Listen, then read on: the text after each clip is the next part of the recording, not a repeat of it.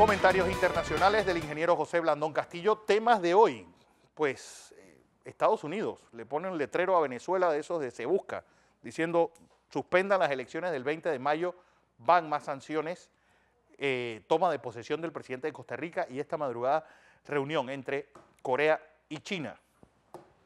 Buenos días, Fernando. Buenos días. Buenos días a toda nuestra audiencia. Oiga, ¿cómo le gusta a la gente la forma elegante, con salsa, que usted explica la historia? Cuando usted estaba hablando de la Coca-Cola, los muchachos en la cámara se estaban riendo del gordo rojo, vestido de rojo. Oiga, y aquí cabe el eslogan este, lo que Natura no da, Salamanca no presta. Tradúzcalo bien claro. Si la gracia se comprara, la gracia yo compraría, pero la gracia no se compra. Bien, a nivel internacional, rápidamente, hay tantas cosas que contarles que uno no sabe por dónde comenzar. Y lo primero comienzo por la última noticia, casi calientita, que todavía no está en los medios. Acaba de terminar una reunión entre el presidente de la República Popular China, Xi Jinping, y el presidente de Corea del Norte, el compañero camarada Kim Jong-un, en preparación a la cumbre que van a sostener entre él, el presidente de Corea del Norte, y el presidente de los Estados Unidos, y particularmente por una fuerte posición del ministro de Relaciones Exteriores de Corea del Norte, en que fustiga a los Estados Unidos por su política de ellos llaman de chantaje, de querer decir que se mantendrán las sanciones porque fueron las sanciones quienes doblegaron a Corea del Norte. Ese es el lenguaje poco diplomático, lo que hace daño a la reunión. Esta va a ser una reunión bien complicada, la del presidente de los Estados Unidos con Corea del Norte, pero todos están trabajando por un acuerdo y eso es importante. Está funcionando hasta hoy la democracia en esa área. Pero en otra área importante que señalaba Fernando, en Irán, las cosas se están complicando. Esta tarde a las 2, el presidente de los Estados Unidos hará público su posición con respecto al tratado de control de armas atómicas, el programa nuclear de Irán. Todo parece indicar que el presidente de los Estados Unidos va a rechazar el tratado y o impondrá más sanciones y o se quitará del tratado y dará espacio para una renegociación del tratado. Cualquiera de las tres opciones que tome el presidente en contra del tratado, antes de tener un nuevo tratado, es un riesgo muy grande. Y el riesgo es el siguiente: la carrera armamentista en el Mediano Oriente va a tomar una gran importancia, se van a invertir muchos recursos, el precio del petróleo va para arriba, el estrecho de Hormuz estará sometido a ciertas presiones para nosotros, desde el punto de vista de competencia. Es beneficioso. Es una buena noticia, pero para el mundo en términos generales es una pérdida de recursos. Y eso quizás es lo más importante. Mira que mientras en una avanzamos, en otros retrocedemos. Y por la misma línea, ayer el vicepresidente de los Estados Unidos, el señor Pence, en una reunión de la OEA, hace dos cosas contradictorias entre sí. Primero le solicita al señor Maduro que suspenda las elecciones, pero inmediatamente en ese mismo discurso le pide a la OEA que suspenda a Venezuela de la OEA. Entonces, si tú estás diciendo una cosa desde un organismo regional donde está el país que le estás pidiendo que suspenda y decides y le pides a esa misma gente que lo saque, entonces ¿para qué? Una de las dos obras. Una de las dos obras. Pero esto es parte de una diplomacia que confía más y cree que las medidas unilaterales tienen mayor importancia que las medidas multilaterales. No, en el caso de Irán... Es la vuelta del Big Stick. Exactamente. O lo haces como yo digo o lo haces como yo digo. Pero olvidándose, por ejemplo, que en el caso de Irán, no así, la situación es más complicada. En el Mediano Oriente, los Estados Unidos ha pasado de ser un determinante de la conducta a ser uno más y con un ascenso importante de Rusia como papel en el área, que militarmente ya está ahí, está en Siria, y además con una estrecha relación con Irán. Arabia Saudita, que está con los Estados Unidos, también tendría un problema porque sigue siendo árabe.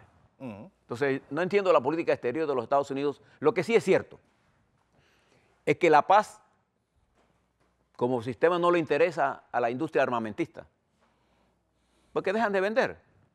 A ellos les interesan los conflictos, la guerra. Cada vez que usted ve un cohete de esos de alto nivel, esos los 112 que tiraron sobre Siria, multiplique cada cohete por 100 millones de dólares y tendrá una idea de lo que se gastó ahí, entre transporte, gente, el mismo misil, etcétera. Y te darás cuenta cómo se hacen los negocios. ¿Y quiénes hacen negocios? Bueno, los que venden armas. Entre otros, Corea del Norte, que es especialista vendiendo. O rompiendo bloqueos. Rompiendo bloqueo. El bloqueo, las medidas estas son improcedentes. Fíjese todas las medidas que tomó el señor Trump contra Rusia y Alemania no las puede cumplir por una razón muy sencilla. Depende del suministro de gas y de petróleo de Rusia. Y en el área del Mediano Oriente, bueno, hay diferentes formas de suministro. Ya China juega un papel importante, India juega un papel importante, el vicepresidente de India Viene mañana. Viene mañana para Panamá. Todas esas cosas están ocurriendo en el mundo en términos generales. ¿Cómo nos afectan a nosotros? Bueno, recuerde que nosotros somos un país de ruta mundial. Pero aquí al lado de nosotros, aquí en la frontera nuestra, allá por Chiriquí, Boca del Toro, el presidente de Costa Rica, el nuevo presidente, un joven de 37 años, el presidente más joven desde el siglo XIX, dirigente, más joven que asume el poder en Costa Rica. El presidente más joven que estuvo en Costa Rica fue Oscar Arias, con 46 años. Oscar Arias Sánchez. Este muchacho tiene 39. 39 años. 39, joven, el más joven presidente. Es periodista con una maestría en política, es un politólogo. Venció a los evangélicos aplastantemente en la segunda vuelta. Es del gobierno, o sea, esta es una reelección del gobierno del PAN. Llegará a la toma de posesión en un bus que utiliza hidrógeno. Es un invento. O sea, hay un invento nuevo y él lo va a utilizar porque está a favor de las energías limpias. Pero va a enfrentar un país con muchas complicaciones, sin control de la Asamblea y con una crisis financiera bien grande. Este es nuestro hermano aquí. Mientras en Colombia, en nuestra otra frontera, las encuestas demuestran que definitivamente habrá segunda vuelta. Acuérdense que en Venezuela habrá elecciones en el 20 de mayo y en Colombia el 27. Pero en la de Colombia, en Venezuela ya sabemos quién va a ganar. Así que no hay que preocuparse mucho por eso. En Colombia va a haber segunda vuelta entre el Petros y Duque, pero ya las encuestas están indicando en que en la segunda vuelta ganaría Duque por 55% contra 40 y tantos por ciento. O sea, que en la segunda vuelta, solo si Petro logra movilizar más votos jóvenes, podría ganar. De la otra forma, tendremos a Duque como presidente en la segunda vuelta. Reafirmando el principio de que quien gana en la primera vuelta, gana la segunda. Casi seguro gana en la segunda vuelta. Y una noticia que quiero que vean ustedes lo que está pasando en Argentina. Pues cuando uno descuida la economía. Hoy, los intereses bancarios en Argentina están en 40%, la tasa de interés más alta del mundo. Le sigue por ahí Venezuela, hay otro país que no recuerdo cuál es, está en segundo y Venezuela está de tercer lugar con la tasa de interés más alta, tratando de hacer tan atractivo el intercambio a pesos para que se resuelva el problema, pero está afectando duramente.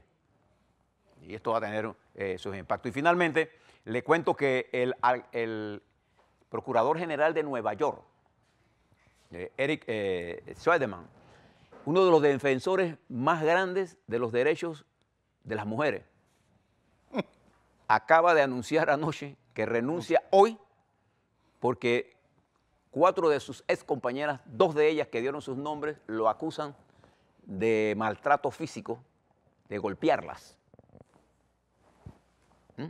El hombre que asumió posiciones muy contra Trump y muy por el movimiento Me Too, acaba de perder el movimiento femenino, una de sus grandes expresiones, acusado de Me Too. De Me Too. Y esto significa cómo el problema de la violencia contra la mujer ha tomado el centro y ha afectado el sistema de poder, no solamente político, porque siempre lo queremos detener en la parte política, sino también empresarial y artístico en Hollywood. A la vuelta, un poco sobre Panamá, qué pasa en Suntra, qué es lo que está ocurriendo con esta propuesta de reformas constitucionales, cómo se están alineando las fuerzas. Y le tengo una sorpresita. Me mandaron de la comisión evaluadora esta de la sociedad civil, ¿cómo es que se llama? Pacto de Estado por la Justicia. Este documento que está aquí, que es, digamos, el cuestionario que le están haciendo. Ahora le hablo sobre esto y mi opinión sobre esta clase de cuestionario que no resuelve absolutamente nada, pero indica el grado de parcialidad que tienen quienes están haciendo estas llamadas investigaciones. La vuelta.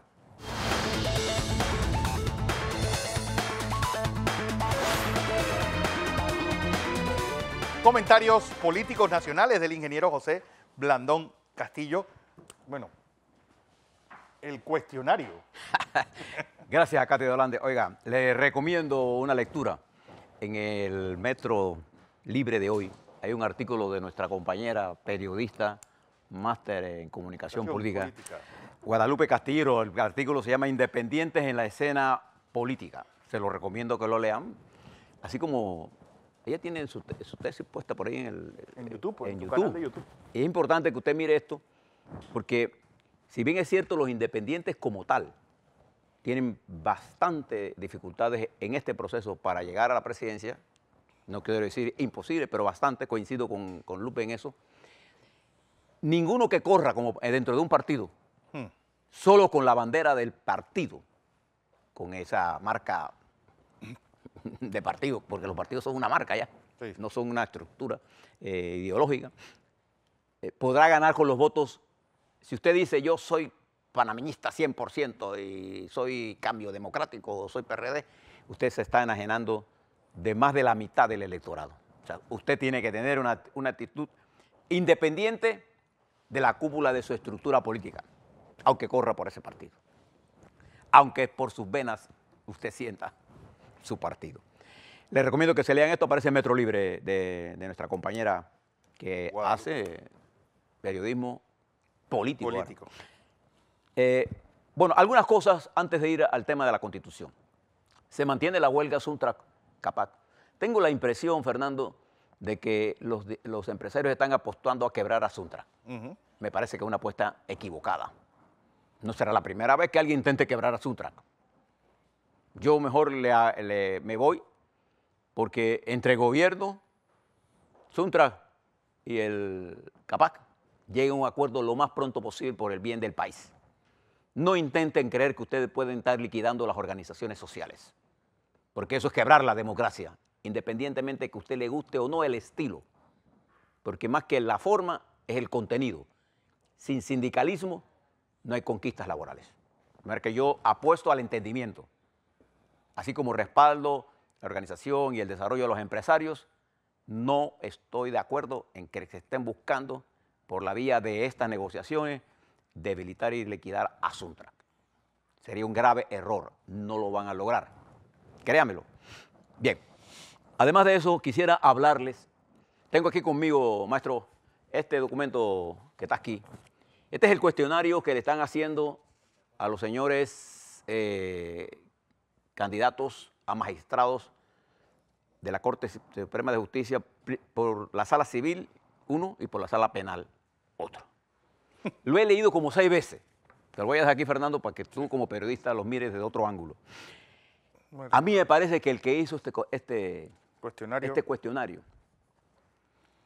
es una intención política y no realmente una preocupación por la justicia. Eso es lo que dice este documento rápidamente. Temario para aspirantes a magistrados de la Corte Suprema de Justicia 2018-2027. La Comisión de Pacto por el Estado por la Justicia, con el aporte de los entes que la conforman, yo estoy leyendo mal, ha determinado 6 ejes temáticos principales sobre los cuales se basará la entrevista a los candidatos. 1, ética y prestigio reconocido. Experiencia jurídica y preparación académica. 3, compromiso social y reformas a la justicia. 4, compromiso con los derechos humanos y la democracia. 5, transparencia. 6, garantía de independencia. Cartita al niño Dios, pues. Sí. Estos 6 ejes temáticos son los que le están preguntando a la gente. Y yo parto de atrás para adelante. Cuando usted ve el punto 6, Garantía de independencia, Fernando. Mire la pregunta, estimados televidentes. ¿Usted tuvo contacto con alguien del órgano ejecutivo, directa o indirectamente, que le sugirió que presentara su hoja de vida? Mencione si guarda alguna relación familiar, laboral o de negocios con algún ministro o ministra de Estado, presidente de la República, diputado de la Nación, alto dirigente de algún partido político o precandidato presidencial de la República.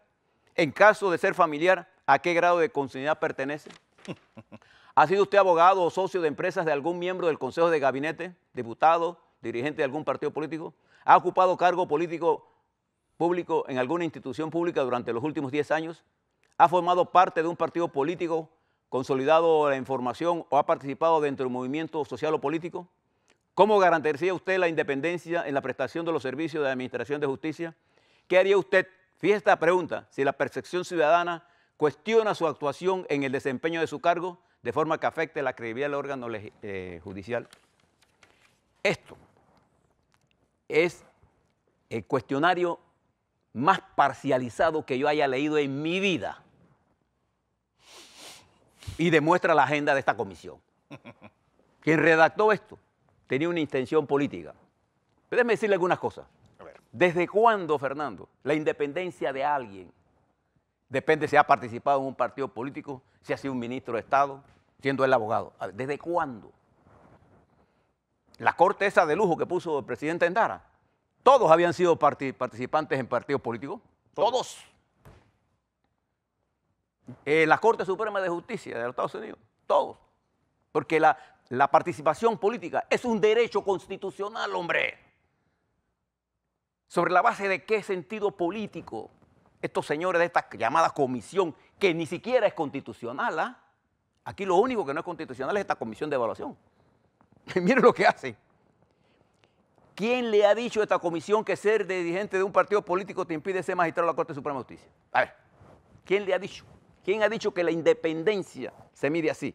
Sí. ¿Por qué no le preguntaron, ¿usted es dependiente de algún papel empresarial? ¿Por qué no le preguntaron eso? ¿Por qué no le preguntaron realmente? Porque ¿qué es lo que interesa en la independencia? Es la capacidad, el carácter de poder asumir decisiones jurídicas con el sentido común y por el bienestar de la nación. Están más interesados en esta actitud de apolítica, sí, para pegarle a la estructura política de la cual es que ellos quieren entrar y tomársela. Me parece que más bien es, sí, no apolítica, antipolítica. Antipolítica, es la palabra. Es la palabra. Es la palabra correcta, sí, es antipolítica. Y fíjese, cuando le va a la parte de ética, yo no sé si ellos entienden lo que es ética. Yo prefiero un hombre que venga de un partido con una historia de luchas sociales, de balance político, de balance social y económico, que tenga el carácter de poder defender la justicia. Pero ¿qué tiene que ver la posición de un magistrado con una reforma constitucional? Si cuando él es magistrado, eso no es su punto de vista. La Constitución la hacemos los que estamos fuera de la Corte Suprema de Justicia. Entonces, ¿qué abogado en Panamá, oye, no ha tenido relación con un político, con un diputado? Si este es un país pequeño, hombre. Y más los abogados que se mueven en ese mundo. Por favor. Esto es una farsa. Lo denuncio desde ahora. Por eso es que nadie está yendo allá, porque ahí no se discute nada interesante. A ver, ¿qué nivel de compromiso con la justicia hacia los marginados en la Corte Suprema de Justicia? Porque lo que usted espera de un juez, sensatez. Le traigo esto. Usted ha visto una cosa que pasó y no le han querido dar ninguna importancia mediática. Ayer, el Tribunal de Cuentas de la Contraloría General de la República ordenó el archivo del expediente de las mochilas. Aplaudo esa decisión porque fue una decisión hecha en derecho. Allá hay una independencia. ¿Qué ellos determinaron? Que ahí no había lesión patrimonial. ¿Y te recuerda cuando vino Lucy Molinar que estábamos conversando sobre esto? A ver, ¿perseguir a Martinelli es justicia? No. Lo que es justicia es perseguir el delito, quien quiera que lo cometa. Sea yo, sea Fernando, sea el señor Mota, sea los señores que están en esa comisión. ¿No así?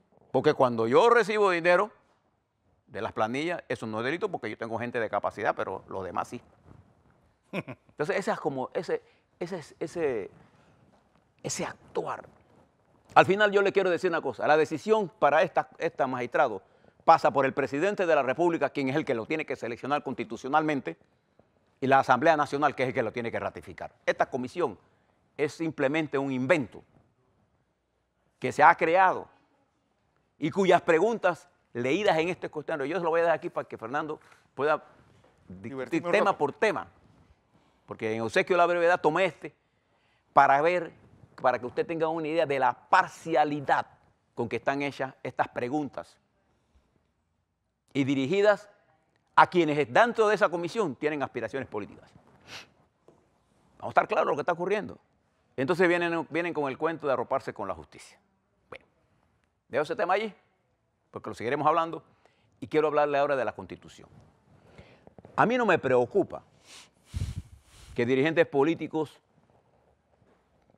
abogados constitucionalistas estén a favor o no de las reformas constitucionales. Al final ese es el debate que tenemos que hacer. Porque la Constitución es la carta política, es el debate político por excelencia que tenemos que hacer.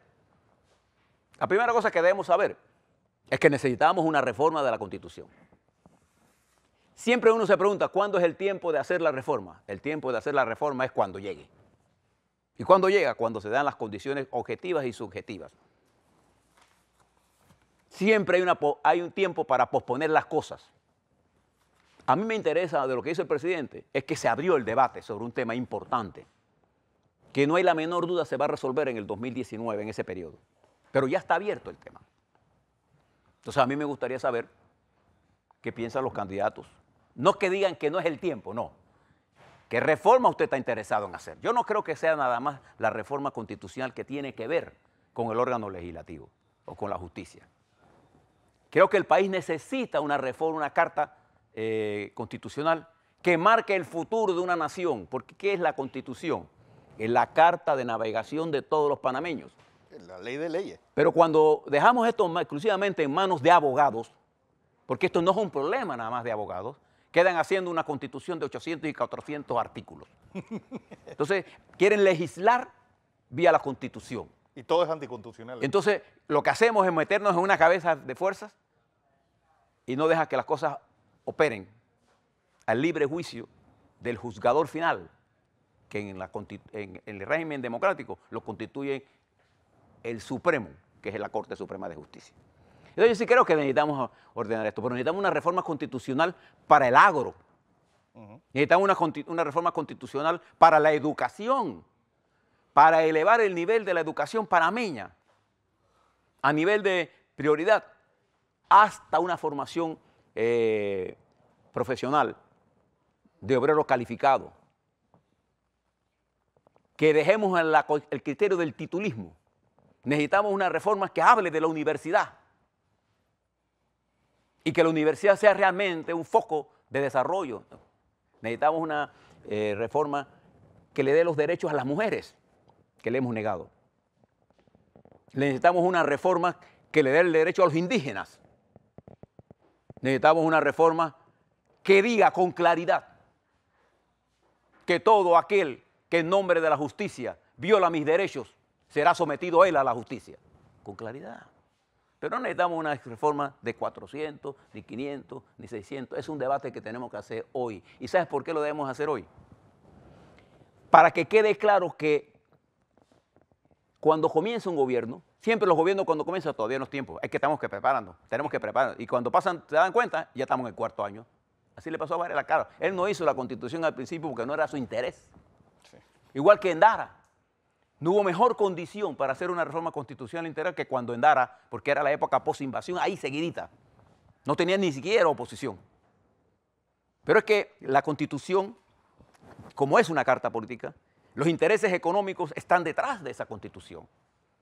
Los intereses políticos están detrás de esa Constitución. Y yo estoy de acuerdo.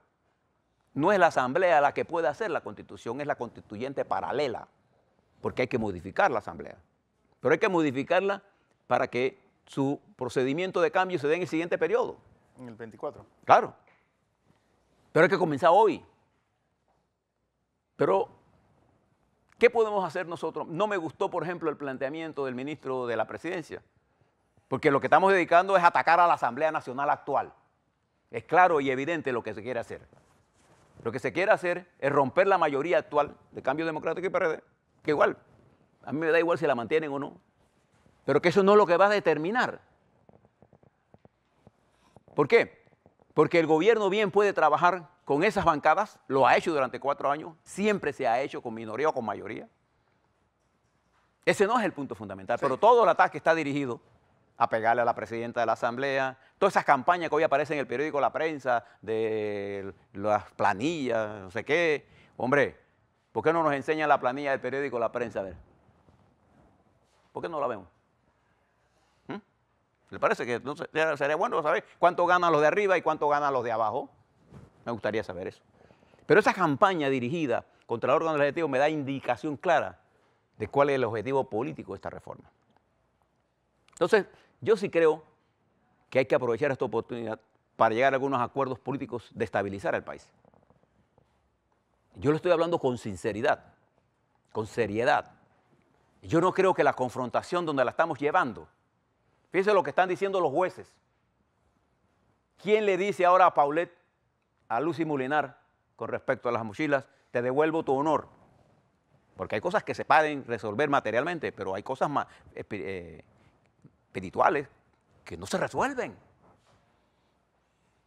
¿Quién le dice a ellos eso? Y así como eso, muchos casos por esas auditorías chimbas de que el señor Contralor ha sido firmante y él va a tener que responderle a este país por esos abusos de la Contraloría y que ahora la Contraloría es el instrumento de lucha para liquidar el órgano legislativo cuando él fue Contralor gracias a una maniobra que se impuso del Ejecutivo para que él fuera el Contralor. A ver, queremos hablar de las cosas claras, pero podemos morirnos en eso y quedar en una especie de chavismo sin Chávez aquí en Panamá. Lo que nosotros necesitamos es fortalecer la democracia, hombre. Y el debate sincero. Por eso que estoy en contra de esas preguntas. Léanlo. Entonces se dan golpes de pecho. Aquí el procurador de la administración nos dijo a nosotros que no era ningún delito ser miembro de un partido y ser procurador. ¿Pero por qué lo ponen allí?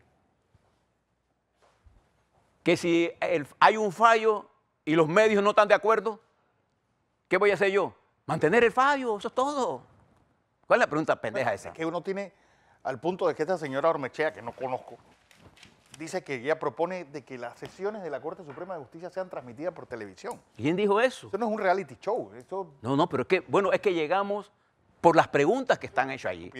Lo que estaban diciendo es, dígame cuál es su estado financiero. Oiga, ¿en qué país libre del mundo yo voy a entregar mis finanzas para ser objeto de un ataque?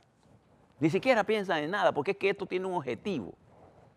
Es los puros, entre comillas, contra nosotros, los impuros.